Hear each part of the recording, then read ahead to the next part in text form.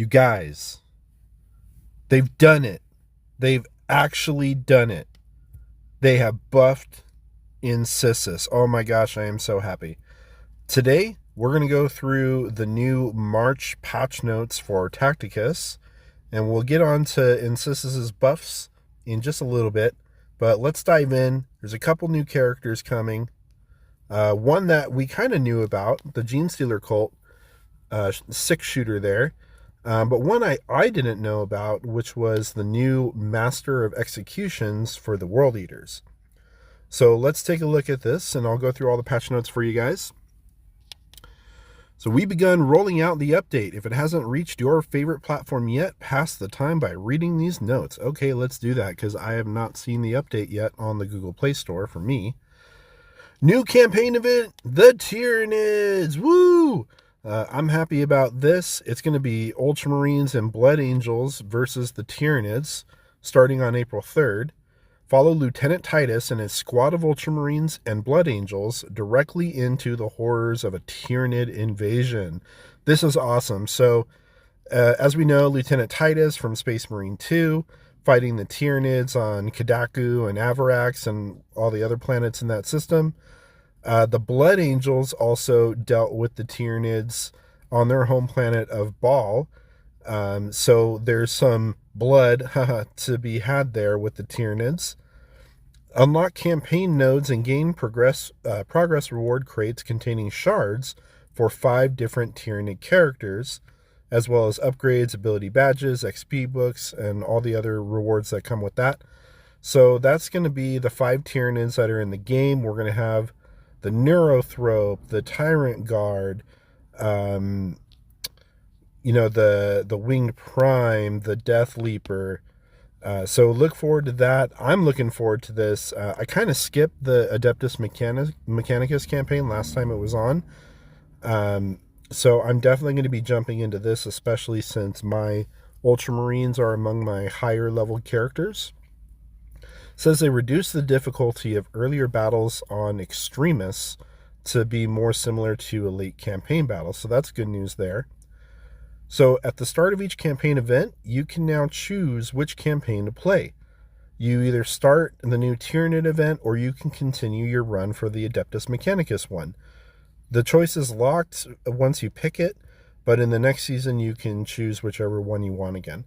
So if you want to continue on with your AdMech campaign and get that done, you have that choice, or you can jump into the new Tyranid campaign. And after obtaining a lightning victory and 3 medals in the campaign battle, you can now do a lightning raid for double the coin rewards. This costs 2 raid tokens instead of just 1, but it costs normal amount of energy, so I think it's 6.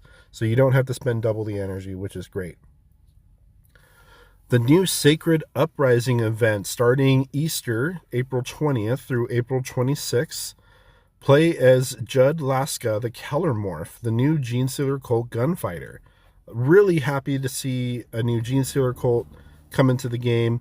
This means that their roster is now lined up with 5 characters. I'm not going to say maxed out because they can always add more. The Ultramarines, for instance, have 6 characters. So join forces with all Xenos factions in survival mode as you battle waves of AdMech and Astra Militarum. I am very much looking forward to this. The Genestealer Cults, the way I play them, they actually favor the kind of sit back and let your ads or your summons do the work. So I plan to go with my Genestealer Cult lineup plus the Wing Prime to summon Gaunts. And then, of course, the Parasite and Mortrex to summon Ripper Swarms. And I'm very much looking forward to this one. You earn event points by completing daily missions, seasonal mission chains, and survival battles. Use these event points to claim cult icons, which can be spent on event crates. The crates contain shards for Judd, Genestealer upgrades, forge badges, ability badges, and more. Very much looking forward to these rewards so I can upgrade my Genestealers some more. And of course, if you open all the crates, you get an exclusive custom theme. I hope I can max out this one and get that theme because I really want it.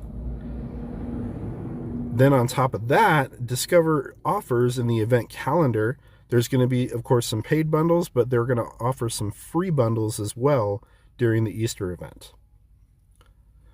Okay, upcoming legendary event, Karn the Betrayer for the World Eaters in the final For the Skull Throne event, which starts on April 27th. So I'll be honest, I started Tacticus a little after these events for Karn, and I think I jumped in on the second one, wasn't able to get very far, so I'm probably not going to be able to unlock him this time around, but that's okay. Not too worried about that one this time around.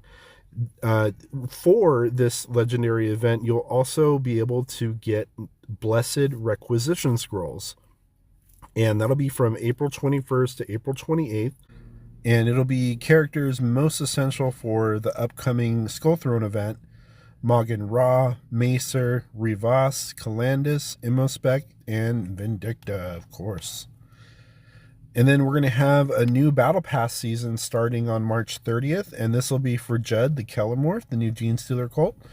Pretty excited for this one. I'll definitely be unlocking them with this Battle Pass and also the new event. And this is also going to have extra 5 reward tiers as a one-off instead of the normal 50. New collectible characters. Okay, we got the new World Eaters, Master of Executions, Tarvak. And he'll be unlockable in the For the Blood God event starting on April 6th. So that's very soon. And then, of course, Judd Laska is coming via the Battle Pass on 30th of March. So 2 brand new characters coming at the beginning of April. I'm looking forward to unlocking these new ones and checking them out. If you haven't seen Nandy's videos on these guys, he's done some character breakdowns so you can get an idea of how they're going to play. Then there's going to be a new Guild War season starting on April 12th, and there's been some changes to the War Shop. So starting on the 26th of March, the Death Leaper has been exchanged for Asmodee, which I'm actually pretty happy about because I was able to unlock Death Leaper with all the reward points through the shop. It took a long time, but I was able to unlock him. I do not have Asmodee yet, so I'm looking forward to unlocking him. Then they're rotating Morven Vol, Typhus, and Anshi shards. I'm actually really looking forward to unlocking Morven Vol at some point. I think her in her war suit is pretty cool. There's going to be different legendary upgrades rotating. They took out Vitruvius and Anshi shards. Oh no, Vitruvius. I think they just added Vitruvius in there, so I won't be able to unlock him anytime soon, but that's okay. There's going to be a new Machine of War Incursion event starting April 22nd. No new Machine of War for this time, so you'll be able to keep progressing and keep upgrading on the Machines of War you already have. Then we have new tournament arenas coming up. Strategic reserves have been deployed to the front line in faction wars. So for underperforming factions and faction wars, you'll be able to get summons at the start of each battle. So the Ultramarines are getting 3 heavy intercessors. So those are the big bulky Gravis armor guys. I don't know what they're going to have as far as their weapons. Probably heavy bolt rifles. The Black Templars are going to get 2 initiates. So those guys will probably be armed with shotguns. The Blood Angels, of course, are not underperforming thanks to Matineo. So they're not getting anybody. The Dark Angels are getting 2 Eliminators, which I believe are the snipers. The Space Wolves are also getting 2 initiates. Adeptus Mechanicus getting 3 Electro Priests. Those are the guys that have like the energy shock collars around their heads and they do melee damage. And they also have that ability where when they're brought down to 0 health, they have 1 health left. So you got to do 1 more point of damage. So that should help you out a bit. The Sisters of Battle are getting 3 Cadian Guardsmen. The Astra Militarum is getting 2 mortar teams. So that ought to be awesome. The Black Legion getting 2 Terminators. The Death Guard not getting anybody because I guess they're doing fine. The Thousand Suns get 2 extra rubric marines, probably armed with regular bolters. The world leaders getting 2 bloodletter demons. The Eldar are getting 2 harlequins. The Necrons are getting 3 death marks, which are the snipers. The orcs are fine. The Tau are fine. The Tyranids are getting 3 termagants, which are the range version of the gaunts. And then the Genestealer cults get an extra neophyte hybrid. Some changes to Conquest.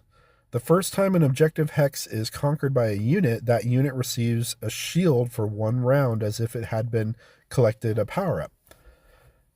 Deep striking cannot be used to conquer an objective hex, and summons now actively try to avoid stepping on objective hexes. I'm actually looking forward to that. I'm wondering if that will also be true for the survival event, because the AI will have a tendency to step on the power-ups. So we'll see if that change affects that as well. Upcoming events, there's going to be power-ups for the tournament arena starting April 2nd. And then April 15th is the Faction War Conquest. That'll be max rarity at Epic. The Blood Angels will be able to use Commander Dante. Sygex will join the Adeptus Mechanicus. Tarvak will join the World Eaters. And Judd Laska will join the Genestealer cults. So looking forward to that. You'll be able to use everybody in the lineup instead of having to borrow characters from other factions. Upcoming quest events. So Sygex is coming up on April 9th. So if you missed his unlock event, you'll be able to do his quest event and earn more shards for him. You'll be able to take all Imperials except Blood Angels and Space Wolves. Then Snappa Rekka, the Kill-A-Can, will be coming on April 30th. 5 new Onslaught tiers have been added. 3 new Salvage Run tiers have been added. Now let's get into the improvements. Streamlined behavior of additional hits. They are now uniformly considered part of the attack they are added to. As a result, additional hits added to normal attacks, like Rivas's Cyclic Ion Blaster, will see their damage increase by effects that only impact normal attacks. So there's been some buffs to the additional hits that most characters have. And then they go on to clarify how they worked on that here. They clarified various ability descriptions to show abilities that trigger an attack and which abilities add an additional hit to existing attacks. Made visual improvements to the Adeptus Mechanicus theme maps to make elevation changes more visible. I ran into this recently fighting against Belisarius Call. When you click on your character and you go to move them and the hexes turn blue, I actually did have a little bit of difficulty figuring out which hexes were available for elevation. So this is pretty cool. Looking forward to that. Adjusted wording for missions that previously required healing to now specify regaining health, to make it clear that regenerating effects also contribute to mission progress. Okay, so some clarification and a little bit of an improvement there for healing missions. Adjusted wording of the entropy cannons for the Plague Burst Crawler, and adjusted wording of the heavy rail rifle for Sanji. All right, balancing. Hammer of Wrath with Matineo. This he got a not quite a nerf in the last update, but maybe just a clarification with his Power Fist Smash. And now he is unaffected by attacker bonuses like High Ground, Rapid Assault, or Lord of the Host from Dante. So maybe just in a way a slight nerf, but I do understand him not getting the ability for using the High Ground, Rapid Assault, although I'm not sure about the Lord of the Host ability from Dante. I don't have Dante yet. I'm working on him. All right, Titus has been buffed. He gets the additional trait Beast Slayer, which gives him a bonus against large and heavy targets. His Fueled by Fury health regen has been increased by about 70%. So when he goes down, he takes another swing at whoever's in base contact with him, and if he kills that unit with that swing, he revives with some health. So now he's getting up by about 70%. All right. And here it is. The INCISUS buffs. Okay, here we go. Let's get into it. Removed special scaling modifier at higher levels and instead increased base stats by 30% to be constant over all progression levels. As a result, stats increase at lower ranks and are largely unchanged at higher ranks, aside from minimal differences due to rounding. So he gets a base stat increase of 30% for all his stuff. That's awesome. He's going to be a little tankier, a little more powerful. Combat restoratives increased his minimum health restored by about 50%. So he's going to be able to do more healing. And then also combat restoratives increased maximum health restored by another 15%. So more healing.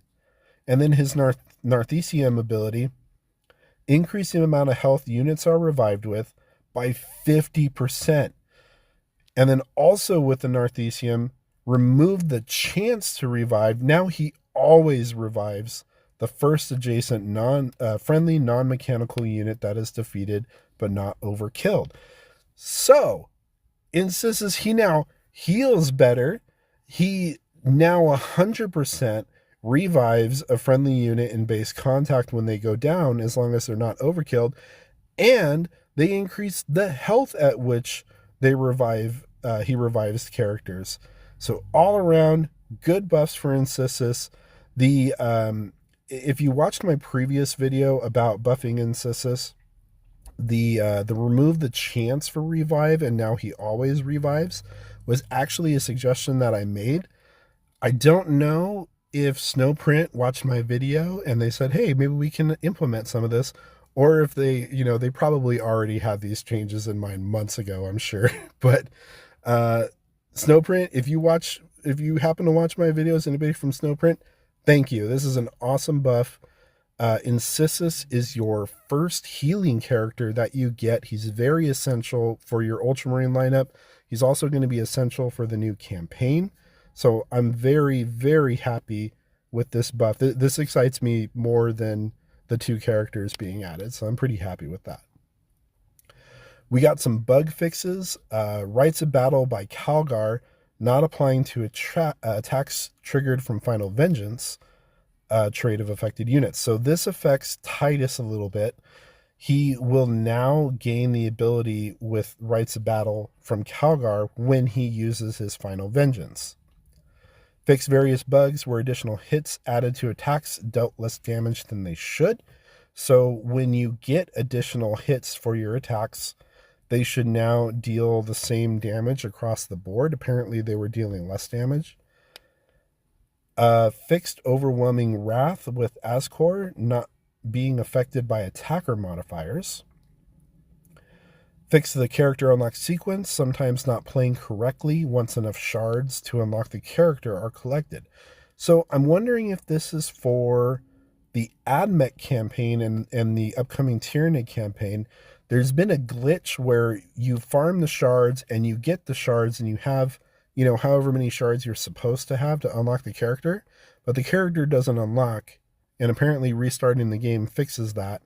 So hopefully this is the fix for that, so people don't have to feel confused about, hey, I farmed the shards, why isn't this working? So hopefully that's fixed now. Fix an attack animation for the Electro Priests. Fix incorrect description for the next level preview for revitalizing malignancy of Nauseous Rotbone. Added normal attack tappable keywords to ability description of Doom for Eldrion. So now you'll be able to open up his description, tap the keyword, and then you'll get a description of that keyword. Adjusted visuals for Guild Wars Zone buffs to avoid icons overlapping. Okay. Fix incorrect damage predictions for Morvenn Vahl against enemies with the Swarm trait. Okay, so a little bit of a fix there with that. And then last but not least, miscellaneous improvements. Various improvements and performance upgrades. This means we spent a lot of time this update mucking around under the hood, fixing memory leaks, loading issues where y'all could get stuck between modes, misbehaving pop-ups, and more. So awesome. They worked the code, made some tweaks and fixes here. Looking forward to see how much more smooth the game plays out once I get the update. And then when starting a battle and getting an error from the server, there will now be an error pop-up and you won't be able to fight. Basically, the game used to let you fight on a battle on your device even if the server didn't like it, but then you wouldn't get the reward for fighting the battle. Now it'll stop you before you waste your time. So this is awesome. So if there is a server error and you're playing a battle, it'll stop you to be like, hey, the server is not working. Reload your game or whatnot, and this will avoid you wasting your token or energy or whatnot, and be able to restart your game and fix it. Change the minimum allowed energy in Onslaught from -1 to 0.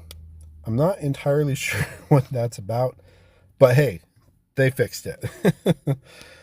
All right, everyone, this has been the patch notes for March. Very much looking forward to this one. The Tyranny campaign, very excited for it. 2 new characters. I'm looking forward to unlocking them, especially the Gene Stealer cult character.